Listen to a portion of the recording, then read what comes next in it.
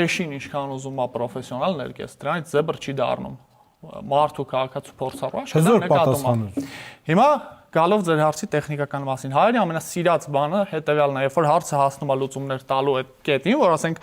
պարզ է դարել խնդիրը, այ կոնկրետ սրա վրա պետքա գործ անել։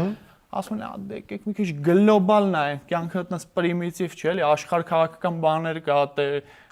բանակ սարքելով չի, հոես անելով չի, այն անելով չի։ Մեր անվտանգության խնդիրները հաճախ հանգում են շատ պարզ տեխնիկական խնդիրներ լուծելուն։ Բայց հենց հարցը ասում ատեղ, ոչ մի ձև այդ գործը առաջ չի գնում, որովհետեւ մենք ասում ենք եկեք մի հատ գնանք այն նոյնահապետի վախծվանից գանք տենանք այդ նավը ճիշտ էր սարքած, որ իջավ Արարատ սարի գլխին եւ արդյոք ճիշտ տեղ իջավ, թե մեջը Yandex-ի նավիգատոր էր ռուսական ծրագրով, դրա համար սխալ տեղ իջավ, մեզ կրակը գցեց։ Հետո նոր կանցնենք բուն գործերին։ Գործերը անթիվ անհամար շատ པարզ գործեր են։ 2020 թվականից անցել է 6 տարի։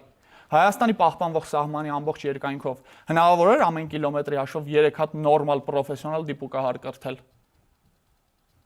Հնարավոր է թե չէ, բայց եկեք գլոբալ նայենք հարցերին, որովհետև դա այդպես պրիմիտիվ չի, ինձ Ռուսաստան կա, Թուրքիա կա։ Այսքան շինարարական թույլտվություն է տվել Հայաստանի համայնքները, հանրապետությունը եւ այլն։ Ահռելի քանակի շինտեխնիկա է աշխատում Հայաստանում։ Հնարավոր է օրենք ընդունել, որ բոլոր այն շինարարական կազմակերպությունները, որոնք ստանում են շինարարություն անելու իրավունք, պարտավոր են որոշակի քվոտայով այդ տեխնիկան ծառայացնել սահմաններում ամրաշինական աշխատանքներ անելուն։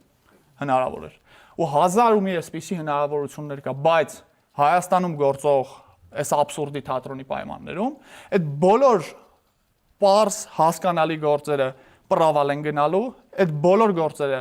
չեն լուծվելու, որովհետև Հայաստանի գերիշխող քաղաքական հոսանքի ներկայացուցիչները չեն վախում քաղաքացիներից հասումից եւ պատասխանատվությունից